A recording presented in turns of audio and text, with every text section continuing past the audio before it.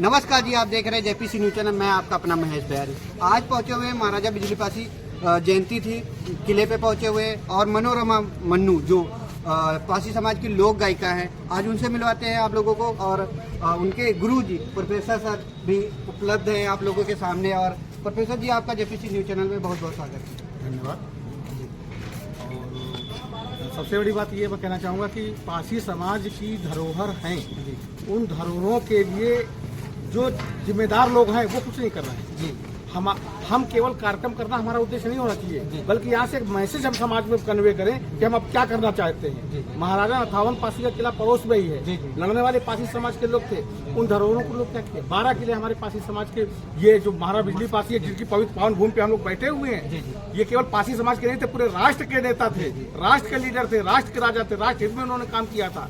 ऐसे महान व्यक्तित्व के 12 किले आज कहीं नहीं है, आज वो खत्म होते चले जा रहे हैं। अयोध्या नगरी में 3 पासियों किले चिन्हित किए गए हैं, सर्वे चल रहा है, रिसर्च चल रहा है। उन किलों के लिए कौन आएगा? क्या जिम्मेदार आदमी आएगा? क्या हमारा कोई विधायक संसद में, विधानसभा में आवाज उठाता है इस बात के लिए?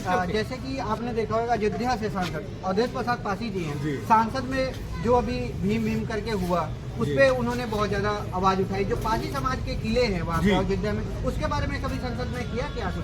ये बहुत ही खेदजनक बात है। मैं अपने पासी समाज के लीडर से केवल ये कहना चाहूंगा कि आप पासी समाज का कोई काम न करें, राष्ट्र का काम करें। और राष्ट्र का काम क्या है? राष्ट्र की धरोहरों को बचाना, राष्ट्र की धरोहरों को सुरक्षित करना, उनको संरक्षित करना, ये राष्ट्र का काम है, किसी पासी समाज का काम नहीं है। ये राष्ट्र के लीडर थे, राष्ट्र के लिए उन्होंने जान दी है, राष्ट्र के लिए मरे मिटे हैं हमारे महाराजा, और उनकी धरोहरें संरक्षित नहीं हो रही है। 7 बार के सांसद आप रहे हैं, आपके मुंह से एक बार नहीं निकला कि हम अपने किलों के लिए संरक्षित करने के लिए एक बार आवाज उठाई होती। मैं कहता हूं, आप विधानसभा में कोई न सुने कोई बात नहीं, कोई सुने न सुने कोई बात, आप आवाज तो उठाओगे, संसद में आवाज तो उठाओगे। आप सांसद हो, एक बार संसद में जाकर कहा होता हमारे 12 किले। कहते हैं कि अवध का कोई ऐसा जिला नहीं जहाँ पासियों का किला नहीं। और इतने बड़े अवध में पासियों के इस सरजमी पर पासियों के लिए आज अनाथ हैं, अपनी सांसें ले रहे हैं, अंतिम सांसें ले रहे हैं। अब लोग कहते खंडहर है। अरे भैया, वो किले जिन्होंने तुर्कों को झेला, जिन्होंने मुगलों को झेला, जिन्होंने अफगानों को झेला, जिन्होंने अंग्रेजों को झेला, और झेल करके आज खंडहर बन गए। आज खंडहर ऐसे नहीं है, हमारे खंडहरों पर टीले वाली मस्जिद बनी हुई है, हमारे लाखन पासी किले के ऊपर बनी हुई है। जो कुछ बना है सब पासियों के किले पर ही बना हुआ है। जो और आज हमारी ये किले अंतिम सांसें ले रहे हैं। हमको शर्म आनी चाहिए। अब कार्यक्रम करने के माध्यम से समाज को मैसेज हमको देना चाहिए कि हम अपने किलों को कैसे बचाएंगे, कैसे संरक्षित करेंगे। राजा तक बात पहुंचाओ, आप बोलो तो सही, विधानसभा में आवाज तो उठाओ, एक मुद्दा तो बनाओ कम से कम। मुद्दा बनाने के लिए 25-26 विधायक हैं, 6-7 सांसद भी होंगे। क्या मुद्दा किसी ने बनाया है? सवाल ये है। लोग मुझसे कहते हैं आप 25 तारीख को यहाँ क्यों नहीं आते हो हमारे बिजली पासी किले पे? मैंने कहा बिल्कुल आऊंगा, लेकिन उस वक्त आऊंगा जब ये लोग जो समाज के जिम्मेदार लोग हैं, समाज की जिम्मेदारी लेने वाले लोग चले जाएंगे, तब मैं आऊंगा। क्योंकि इन्होंने कोई जिम्मेदारी निभाई नहीं है। समाज खड़ा हो रहा है। नथावन पासी किले को लेकर के पासी समाज के लोग लड़े थे, तो कोई सांसद आया था, तो कोई विधायक आया था। इसे क्या उम्मीद रखेंगे? सांसद विधायक से मुझे याद आया, जो मिश्रित के सांसद हैं अशोक रावत जी हैं, जो अभी महाराजा सलिया पासी के टाइटल से जो छेड़छाड़ हुई है, उसके बारे में आप क्या कहना चाहोगे? अशोक जी को मैसेज क्या देना चाहोगे? मैं केवल ये कहना चाहता हूँ कि हमारे समाज के नेता हैं, उन नेताओं के पास अगर प्रमाण नहीं है तो हम प्रमाण देने के लिए तैयार हैं। हो सकता है उनको जानकारी न हो कि वो सलिया पासी कौन थे, मान सकता हूँ, क्योंकि नेता कोई इतिहासकार नहीं होता, नेता होता है। हमारा पहला दायित्व होना चाहिए अपने सांसद को, अपने विधायक को प्रमाण दें, और प्रमाण देने के बाद उससे अनुरोध करें कि आप जनप्रतिनिधि हो। लोग कह रहे थे कि उन्होंने ऐसा नहीं किया, अब वैसा नहीं किया। मैं उनकी बात को अपोज करता हूँ। हम अपने जनप्रतिनिधि का मतलब क्या होता है? जनता का राजा, जनता का सेवक, जनता का राजा। जनता अपनी पीड़ा लेकर के जाएगी और जनप्रतिनिधि से कहेगी, वो बात उठाएगा आवाज।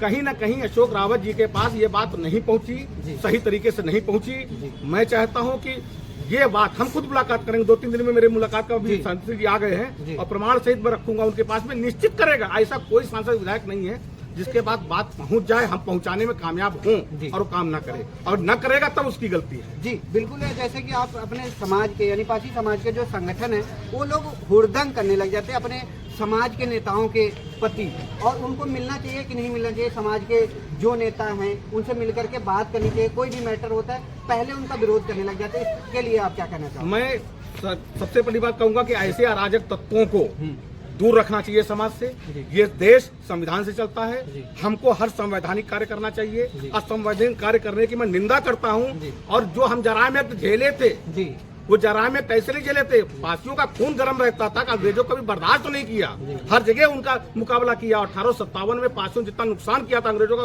उतना किसी ने किया ही नहीं। जी ये इतिहास सुलेमान उनका इतिहासकार कहता है, इसलिए इसको तबाह कर दो, और उसने तबाह करने जरा मित्र लगा दिया।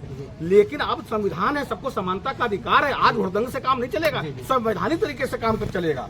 और मैं ऐसे लोगों को कहना भी चाहता हूँ, कोई भी युवाओं को मैं संदेश देना चाहता हूँ कि गलत दिशा न पकड़े और ये हुड़दंग से बचें, अब असंवैधानिक कार्य न करें, संवैधानिक कार्य करें। आज युवाओं को ताकत चाहिए शिक्षा की, रोजगार की, हम उस पर काम करना चाहते हैं। युवाओं को दिशा देने की जरूरत है ताकि वो शिक्षित हो, रोजगार उनके पास हो, आर्थिक रूप से संपन्न होंगे, तभी आप सामाजिक रूप से भी संपन्न हो जाओ।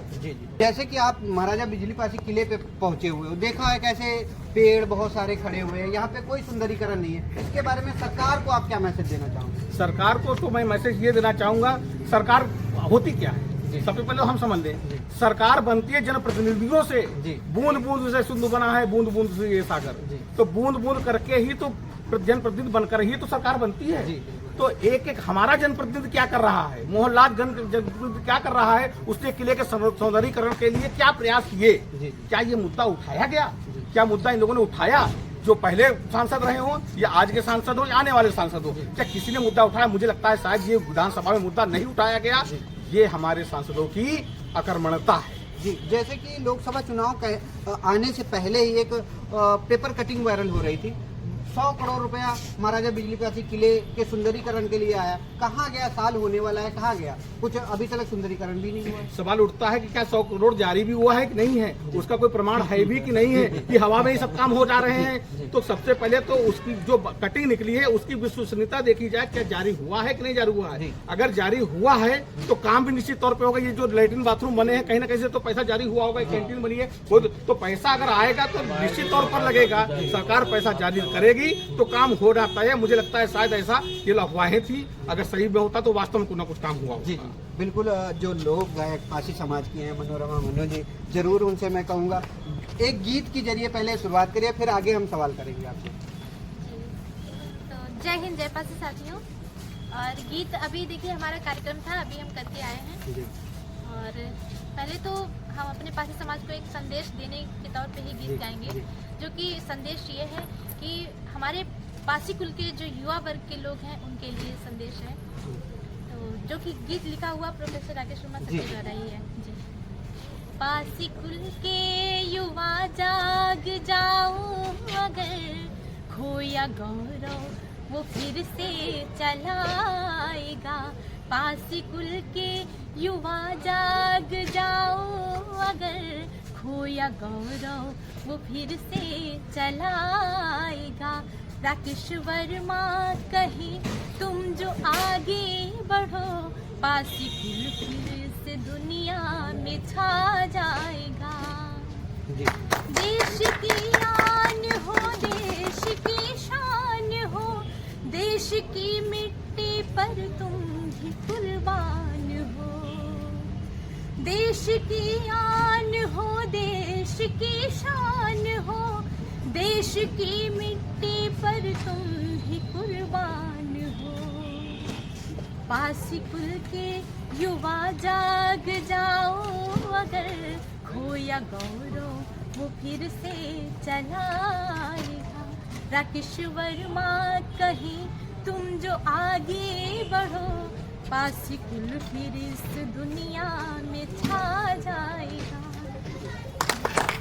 जैसे कि राकेश वर्मा जी जो गुरु जी इनके हैं, बहुत टाइम से आप उनके साथ जुड़े हुए हो। जैसे कि गुरु जी आपको गीत लिख के देते हैं और ऑडियो के टाइम, वीडियो के टाइम आपके साथ होते हैं, वैसे ही कभी गुरु जी मान चलो, गुरु जी आपके हैं, कभी इनको छोड़ोगे तो नहीं? मतलब आप एक लोक गायक, बहुत बड़ी गायक बन गई, फिर गुरु जी को भूलना मत, मेरा कहना है। अरे नहीं भैया, ये तो इम्पॉसिबल है। ऐसे कोई कैसे, ये तो आपने कैसा सवाल पूछ दिया? नहीं, सवाल ये है मेरा, क्योंकि अधिकतर मैंने देखा, मैं पंजाबी म्यूजिक इंडस्ट्री कैप्चर करता हूँ, ये तो हमारे समाज का कार्यक्रम था, तो मैं पहुँचा हूँ। अगर हम पौधा हैं तो ये हमारी जड़ है। जी बिल्कुल। तो अगर देखिए, अगर वो जड़ में जड़ ही सूख जाएगी तो पौधा कैसे रहेगा। अगर जड़ ही सूख गई, हालांकि पौधा कट सकता है, फिर से हरा भरा हो सकता है, लेकिन अगर जड़ ही कट जाए तो फिर तो बिल्कुल ही उजड़ जाएगा, जाहिर सी बात है। तो आपके सामने एग्जाम्पल है। जैसे कि मैंने देखा हुआ पंजाबी न्यूज इंडस्ट्री को, क्योंकि वहाँ पे मैं अक्सर चेक करता रहता हूँ, तो वहाँ पे यही होता है, जो किसी को लेके आता है वो उसको छोड़ देता है, खुद ही उड़ने लग जाता है। 6 महीने के बाद या साल के बाद वो अप डाउन आ जाता है, बहुत ज़्यादा डाउन आ जाता है। गुरुजी, जैसे कि आप मनोरमा जी को आपने एक सिंगर बना दिया, लोक गायक बना दिया, और भी किसी को ट्रेंड कर रहे हो क्या? ट्रेंड तो कर रहे हैं, लेकिन योग्यता होनी चाहिए जी। ये हमारी कोचिंग की निःशुल्क कोचिंग जो पासी समाज के लिए बच्चों के लिए हमारी चलती जननायक मदारी पासी जागृत केंद्रीय कार्यालय प्रतियोगिता हरदोई में, उसमें इस बार उत्तर प्रदेश पुलिस में 10 बच्चे प्री क्वालिफाई किए। हरदोई में इतना बढ़िया रिकॉर्ड किसी कोचिंग का नहीं है। उसी कोचिंग से बच्ची निकल करके आई है। 2017 में कोचिंग में बच्ची थी, इसके अंदर वो हुनर था। तो मैं देख रहा था कि पासी समाज में सबसे बड़ी समस्या ये है कि हमारे समय बेटियां हैं नहीं, हमारी आधी आबादी विकलांग है। ये बात जान लीजिए, जिस समाज की आधी आबादी विकलांग होगी कभी मुख्यधारा में नहीं आ सकता। क्यों? क्योंकि लड़की और लड़का दोनों समान रूप से हैं। एक आदमी तभी मजबूत होगा जब उसके दोनों कदम मजबूत होंगे। हमारी आधी आबादी यानी लड़कियों की आबादी की इतनी कमजोर है कि हमारे यहाँ एकमात्र सिंगर हम निकाल पाए हैं पूरे पासी समाज में 3 करोड़ की आबादी में। तो सोचिए, अगर एक मनोरमा अगर 10 मनोरमा को तैयार कर देगी, यही सोच करके हमने उसको आगे बढ़ाया कि शायद इसको देख करके और लोग अपने बच्चियों को आगे बढ़ाने लगे और समाज में बेटियों का विकास हो। मनोरमा जी, एक मेरा सवाल आपसे है, जो कि आगे चल के आप राजनीति में आओगी शायद, मेरे को लग रहा है, क्या सही है? भैया, ये तो हम अभी तो हमारे मन में राजनीति को लेकर के कोई विचार नहीं है, और लेकिन परिवर्तन ही मतलब प्रकृति का नियम है। अब आगे फैसला आप लोगों का होगा, जो होगा वो पता नहीं क्या होगा, भविष्य का तो हमें नहीं पता है, लेकिन जो भी होगा वो कुदरत का होगा। ईश्वर जो चाहेगा वो अच्छा ही होगा। ये हमें नहीं पता राजनीति में आएंगे या नहीं आएंगे, लेकिन हमारा मेन चीज है कि हम अपने समाज को जगाने का काम कर रहे हैं और समाज को आगे बढ़ाने का काम कर रहे हैं और जीते जी करते रहें। जी बिल्कुल। प्रोफेसर सर, मेरा सेम ही सवाल आपसे है, जो मनोरमा जी को कोई भी पार्टी टिकट देती है तो आपका क्या उधर पार्टी को मतलब टिकट लेने का आपका आश्वासन है? मैं मानता हूँ कि पार्टी टिकट देती है तो पार्टी का भला होता है, समाज का भला नहीं। जी बिल्कुल। समाज का भला करना है तो समाज में जाकर ही भला किया। जी जी। आज मैं सामाजिक कार्यकर्ता हूँ, किसी की हिम्मत नहीं है पार्टी की मुझे हाथ लगा दे। जी बिल्कुल। जो जानती है कि अगर मैंने राकेश वर्मा को हाथ लगाया तो करोड़ों पासियों में मैसेज ऐसा चला जाएगा कि वो कहां से कहां पहुंच जाएंगे उनको पता नहीं है। क्या यही ताकत हमारी तब रहेगी जब हम राजनीतिक पार्टी में होंगे? कभी जीवन में नहीं हो सकती। सामाजिक कार्यकर्ता हमेशा सबसे बड़ा होता है। दूसरी बात मैं बताता हूँ कि समाज पहले है और समाज ने राजनीति को जन्म दिया है। समाज है तो राजनीति है, समाज नहीं तो राजनीति नहीं है। हमारे समाज में उल्टा ये हो गया, राजनीति पहले हो गई, समाज पीछे हो गया। इस विचारधारा को बदलने की जरूरत है कि समाज की ताकत अगर आपके पास में है तो आपके हाथ में राजनीति मुट्ठी के अंदर है।